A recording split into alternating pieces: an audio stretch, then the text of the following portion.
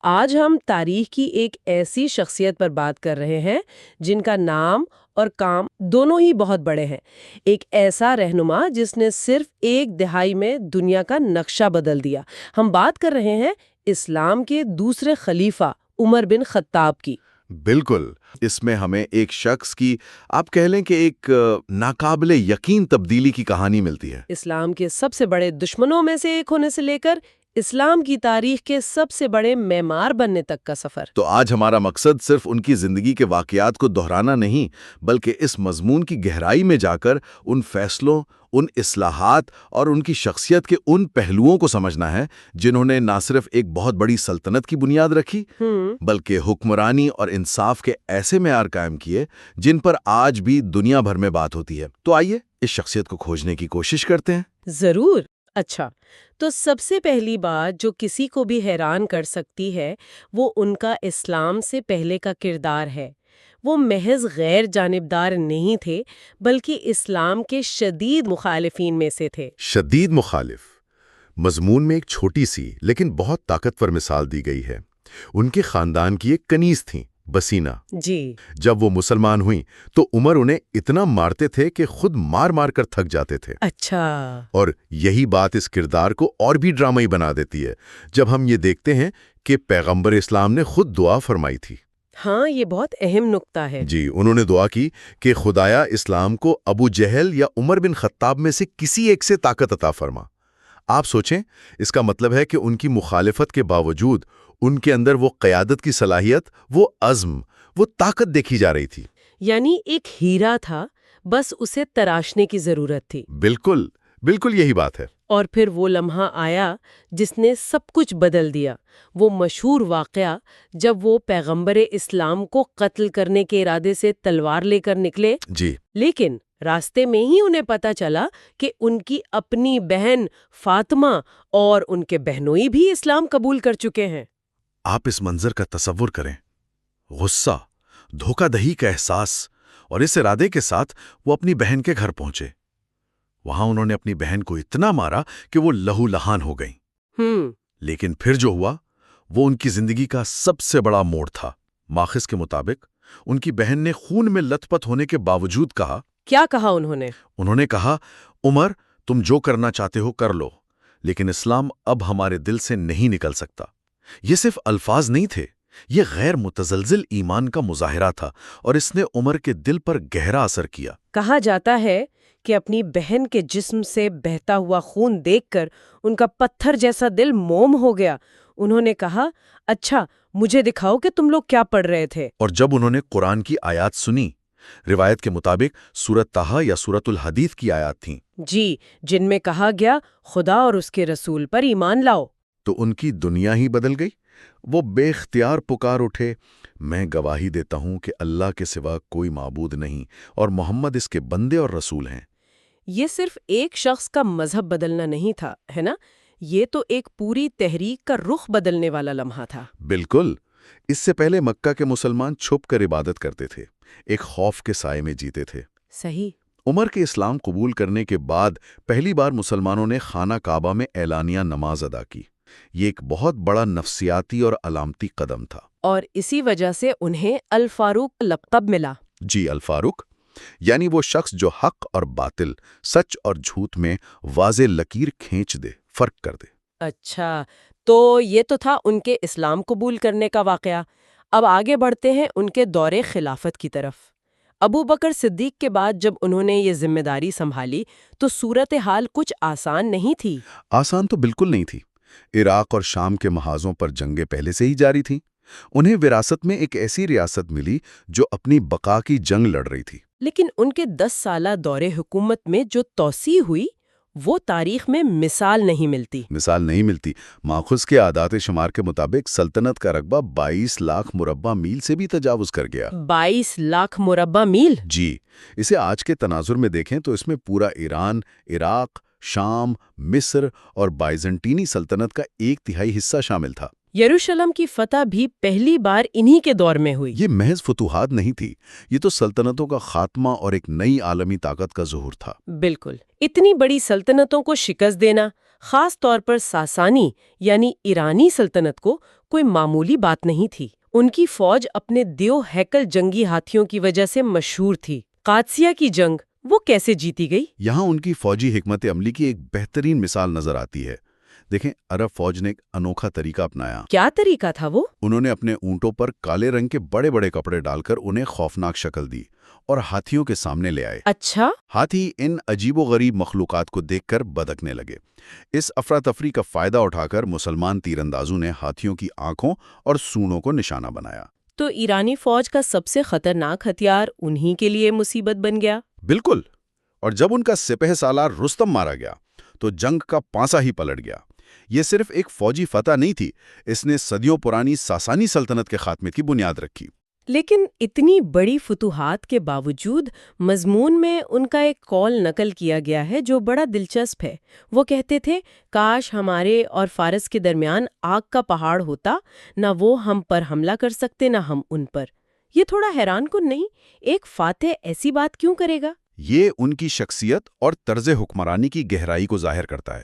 اس سے پتہ چلتا ہے کہ وہ کوئی جنگجو بادشاہ نہیں تھے جنہیں صرف ملک فتح کرنے کا شوق ہو، وہ استحکام چاہتے تھے۔ یعنی ان کی ترجیح اپنی ریاست کو محفوظ اور منظم کرنا تھی۔ جی، لیکن جب ایرانیوں نے شکست کے بعد دوبارہ منظم ہو کر جوابی حملوں کی کوشش کی تو انہوں نے پھر فیصلہ کن کارروائی کا حکم دیا، کیونکہ اب یہ ریاست کی سلامتی کا مسئلہ بن گیا تھا۔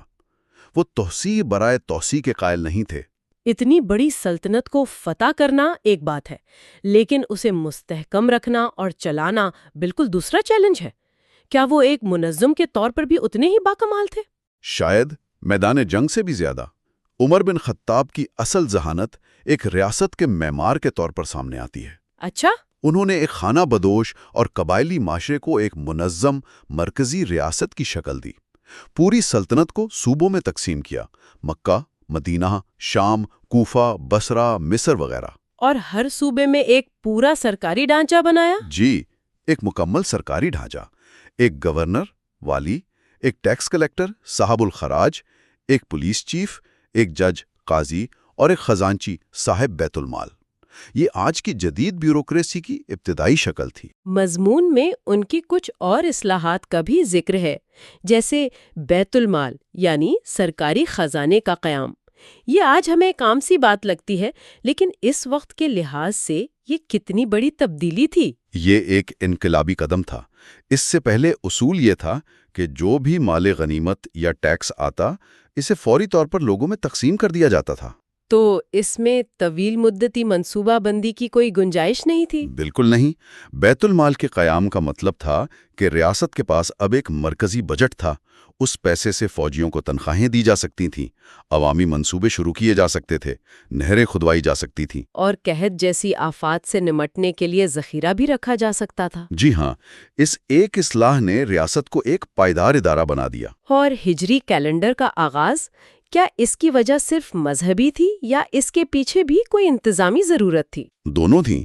یقیناً ہجرت مدینہ کے واقعے کو تاریخ کا نقطۂ آغاز بنانا ایک اہم مذہبی فیصلہ تھا، لیکن اس کا ایک بہت بڑا عملی فائدہ بھی تھا۔ وہ کیا؟ اتنی وسیع سلطنت میں خط و کتابات، معاہدوں اور سرکاری احکامات کے لیے ایک معیاری کیلنڈر کا ہونا ضروری تھا۔ اس نے پوری ریاست میں وقت کو آپ کہہ لیں کہ یکساں کر دیا۔ اور پھر نئے شہروں کی بنیاد رکھنا، بصرہ، کوفہ، فسطاط، یہ صرف فوجی چھاؤنیاں تھیں یا ان کا کوئی اور مقصد بھی تھا؟ شروع میں ان کی بنیاد فوجی ضروریات کے تحت ہی رکھی گئی تھی۔ اچھا۔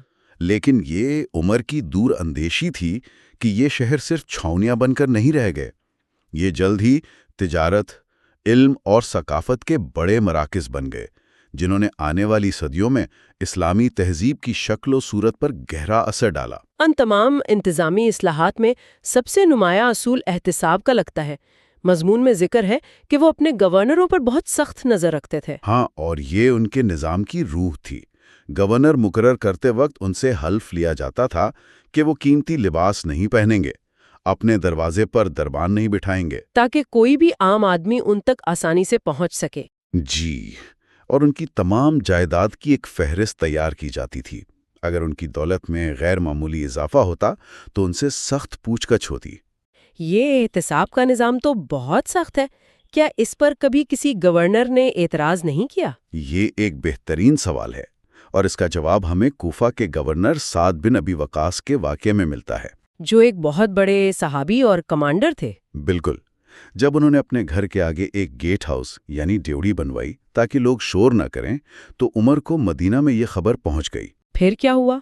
انہوں نے فوراً ایک شخص محمد بن مسلمہ کو بھیجا اور حکم دیا کہ جا کر اس ڈیوڑی کو آگ لگا دو، اور ایسا ہی کیا گیا. واقعی؟ جی، اس سے یہ پیغام واضح تھا کہ احتساب کے معاملے میں کوئی رعایت نہیں، چاہے آپ کا رتبہ کچھ بھی ہو. اچھا، تو یہ ہو گئیں ان کی انتظامی اصلاحات اور فتوحات. ایک سخت گیر منتظم، ایک ذہین جنرل، لیکن جو شخص یہ سب کر رہا تھا اس کی اپنی شخصیت کیسی تھی؟ ان کی شخصیت میں بظاہر تضادات نظر آتے ہیں، لیکن اصل میں گہری ہم آہنگی ہے. ان کا عدل تو ایک مثال بن چکا ہے. ان کے نزدیک شاہ و غدا، مسلم و غیر مسلم سب برابر تھے.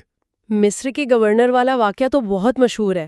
جی، عمرو بن العاص کے بیٹے نے ایک عام مصری قبطی کو کوڑے مارے اور کہا، میں ایک معزز شخص کا بیٹا ہوں. جب یہ مقدمہ عمر کے پاس آیا تو انہوں نے اس قبطی نوجوان کو کوڑا تھمایا اور کہا کہ گورنر کے بیٹے سے مجمع عام میں بدلہ لو. اور غیر مسلموں کے ساتھ ان کے انصاف کا کیا عالم تھا؟ بالکل وہی جو مسلمانوں کے ساتھ تھا.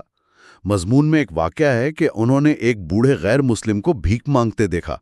انہوں نے وجہ پوچھی تو اس نے بتایا کہ ریاست اس سے جزیہ لیتی ہے اور اب وہ کمانے کے قابل نہیں رہا. عمر یہ سن کر رو پڑے اور کہا، یہ انصاف نہیں کہ ہم نے تمہاری جوانی میں تم سے ٹیکس لیا اور بڑھاپے میں تمہیں بے سہارا چھوڑ دیں. انہوں نے نہ صرف اس کا جزیہ معاف کیا بلکہ سرکاری خزانے سے اس کا وظیفہ بھی مقرر کر دیا. یہ بات آج کے دور میں ناقابل یقین لگتی ہے کہ اتنی بڑی سلطنت کا حاکم، جس کے نام سے کیسر و کسریٰ کانپتے تھے، خود اتنی سادہ زندگی گزار رہا تھا. مضمون میں ذکر ہے کہ ان کے کرتے پر کئی پیوند لگے ہوتے تھے. مورخین کے نزدیک یہ دونوں چیزیں تھیں. ایک طرف تو یہ ان کی اپنی طبیعت تھی، لیکن دوسری طرف یہ ایک بہت سوچا سمجھا سیاسی پیغام بھی تھا. یعنی ایک مثال قائم کرنا. بالکل، کہ حکومت عوام کی خدمت کے لیے ہے، ذاتی دولت جمع کرنے کے لیے نہیں. وہ راتوں کو خود مدینہ کی گلیوں میں گشت کرتے تھے، یہ دیکھنے کے لیے کہ کوئی ضرورت مند تو نہیں. اسی گشت کے دوران پیش آنے والا قحط کے زمانے کا واقعہ تو بہت مشہور ہے. جی، اور وہ ان کی شخصیت کے رحم دل پہلو کو پوری طرح عیاں کرتا ہے. قحط کے دنوں میں انہوں نے خود پر گوشت اور گھی جیسی چیزیں کھانا حرام کر لیا تھا. اچھا؟ وہ کہتے تھے کہ میں اچھا کیسے کھا سکتا ہوں جبکہ میری رعایا بھوکی ہو. ایک رات گشت پر تھے تو ایک خیمے سے بچوں کے رونے کی آواز آئی. اندر گئے تو دیکھا ایک عورت چولہے پر خالی ہانڈی چڑھا کر بچوں کو بہلا رہی ہے، تاکہ وہ روتے روتے سو جائیں. جی، کہ بس کھانا پکنے والا ہے. یہ سن کر ہی بہت دکھ ہوتا ہے. انہوں نے کیا کیا؟ وہ یہ منظر دیکھ کر فوراً واپس پلٹے، سیدھے بیت المال پہنچے اور آٹے اور گھی کی ایک بوری اپنی پیٹھ پر لاد لی. جب ایک ساتھی نے کہا کہ میں اٹھا لیتا ہوں تو انہوں نے تاریخی جملہ کہا، کیا تم قیامت کے دن بھی میرا بوجھ اٹھا لو گے؟ وہ خود بوری لے کر اس عورت کے پاس آئے، زمین پر بیٹھ کر آٹا گوندا، آگ جلائی اور اپنے ہاتھوں سے ان بچوں کو کھلایا جب تک وہ ہنسنے نہ لگے. یہ واقعہ صرف رحم دلی کا نہیں بلکہ حکمران کی ذمہ داری کے گہرے احساس کو ظاہر کرتا ہے. بالکل، اور شاید اسی لیے ان کا وہ قول ان کی پوری شخصیت کی بہترین عکاسی کرتا ہے. میرا دل خدا کے معاملے میں نرم ہوتا ہے تو مکھن سے زیادہ نرم ہو جاتا ہے، اور جب سخت ہوتا ہے تو پتھر سے بھی زیادہ سخت ہو جاتا ہے. انصاف کے معاملے میں پتھر سے زیادہ سخت اور انسانی تکلیف پر مکھن سے زیادہ نرم. بالکل.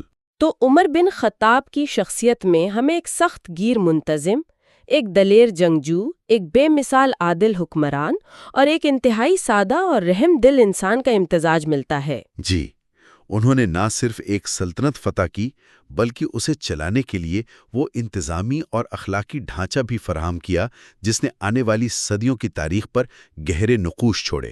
اور ان کی زندگی کا اختتام بھی ان کی زندگی کی طرح ہی ڈرامائی تھا. بہت ڈرامائی. انہیں فجر کی نماز کے دوران ایک ایرانی غلام فیروز، جس کی کنیت ابو لولو تھی، نے خنجر مار کر شہید کر دیا.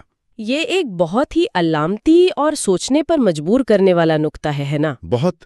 جس شخص نے اپنی پوری زندگی ایک نئے نظام، ایک نئی دنیا کی تعمیر میں صرف کر دی، اس کا خاتمہ اسی پرانی دنیا کے ایک فرد کے ہاتھوں ہوا جسے اس نے شکست دی تھی. یہ واقعی ایک گہرا سوال چھوڑ جاتا ہے. ان کی وراثت تو ایک منظم ریاست اور انصاف کے اصول ہے، لیکن ان کی موت ہمیں یاد دلاتی ہے کہ تاریخ کی بڑی تبدیلیاں ہمیشہ اپنے پیچھے کچھ ایسے تصادم اور تناؤ چھوڑ جاتی ہیں جو شاید کبھی پوری طرح ختم نہیں ہوتے. جی، یہ ہمیں سوچنے پر مجبور کرتا ہے کہ جب ایک نیا نظام پرانے کی جگہ لیتا ہے تو کیا پرانی دنیا کی شکست خوردہ باقیات خاموشی سے ختم ہو جاتی ہیں، یا وہ کسی نہ کسی شکل میں موجود رہتی ہیں ایک موقع کا انتظار میں.